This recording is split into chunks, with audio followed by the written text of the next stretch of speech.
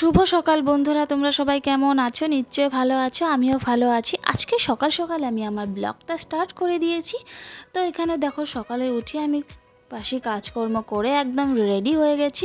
তো এখানে দেখো, আজকে সকালে আমি পুরি আর এখানে আমি ঘুগনি বানাবো, তার জন্য এখানে আমি রেডি করছিলাম, আলুগুলো কেটে নিচ্ছিলাম আর ওখানে বুটগুলো প্রেশারে সিটি দিয়ে নেব, তার জন্য রেডি করে নিলাম।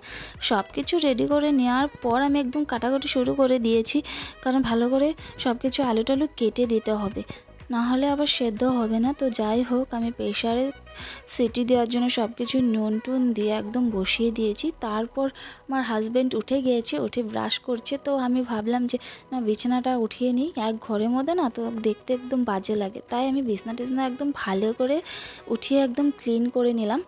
তো বিছনা ওঠানোর পর ওখানে আবার আমার রান্নার পালা দেখলাম যে সিটি হচ্ছে কিনা। তো এখানে দেখো একদম ধুমো উঠছে। তো এখানে হয়ে গেছে আর চাও বসিয়ে দিয়েছি। তো আমি চাটা খেয়ে এখানে দেখো ঘুগনি আমি রান্না করেও নিয়েছি। কালারটা কিন্তু দুর্দান্ত এসেছে, খেতে বা কেমন হবে যায় না, কিন্তু খেতে কিন্তু দারুণ হয়েছিল। তো এখানে দেখো কাজকর্ম করছি।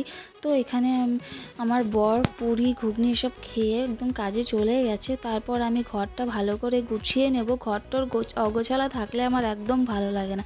তো এখানে দেখো সব কিছু মোছামুছি করছি, একদম ধুলো পরে একদম কীরকম হয়ে গেছে।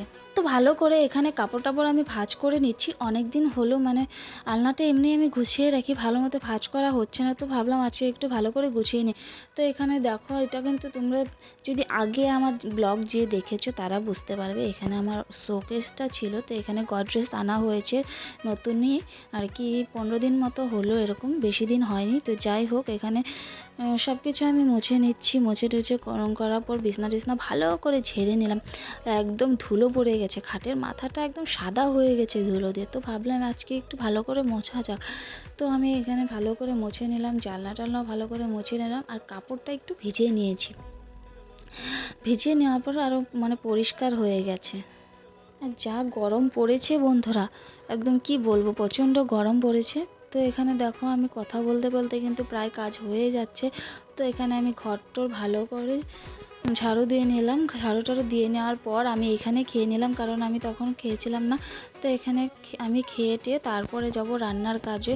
খেতে কিন্তু একদম দারুণ হয়েছিল। আমি তো খেয়ে টেয়ে একদম হাত পা চেটে পুটে খেয়েছি। তো তোমাদেরকে একটু দেখিয়ে দিলাম সেটার লুকটা কীরকম হয়েছিল, দেখতে কীরকম হয়েছিল। তো খুব টেস্টি হয়েছিল।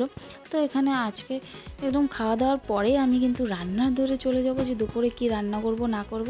তো সেই জন্যই এখানে দেখো পুঁই শাক ছিল, পুঁই শাকটা কালকেরই আনা ছিল, সেটাই আজকে একটু বানিয়ে নেব।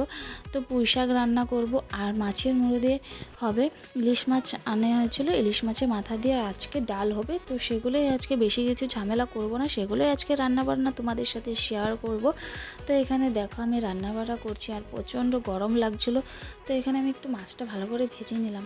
ভেজে টেজে নেওয়ার পর কিন্তু ডালটাও হয়ে গেছে।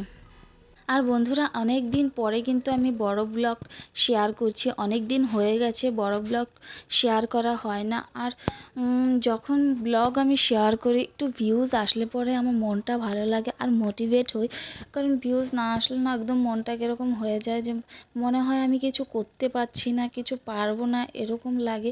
তো প্লিজ আমার ভিডিওগুলো দেখো, দেখে একটু কমেন্ট করে জানিও কেমন লাগে না লাগে, তাহলে আমার একটু ভালো লাগবে। যাই হোক, কথা বলতে বলতে কিন্তু আমি স্নান করে চলে এসেছি। স্নান করে চলে আসার পরে এখানে একটু বসেছিলাম। তারপর আমার হাজব্যান্ড আসার পর আমি ভাতটা ভালো করে বেড়ে নিলাম। ভাতটা বেড়ে এখানে এখন খাবো। তো খাওয়া দাওয়া করার পরে আমি একটু বিকেলবেলা একটু এদিক ওদিক ঘুরতে গিয়েছিলাম। এদিক ওদিক বলতে আমার মাসির বাড়ির সামনেই, আমার শ্বশুর বাড়ির সামনেই। তো মাসির বাড়ির থেকে এসে সন্ধ্যা দিয়ে নিলাম, সন্ধ্যা লেগে গেছিলো। তো আমার ঘরে একটু ধূপকাঠি টুপকাঠি ঘুরিয়ে নিলাম। তো আজকের মতো ভিডিওটা এখানেই, আবার নেক্সট কোনো ব্লগে দেখা হবে। টাটা।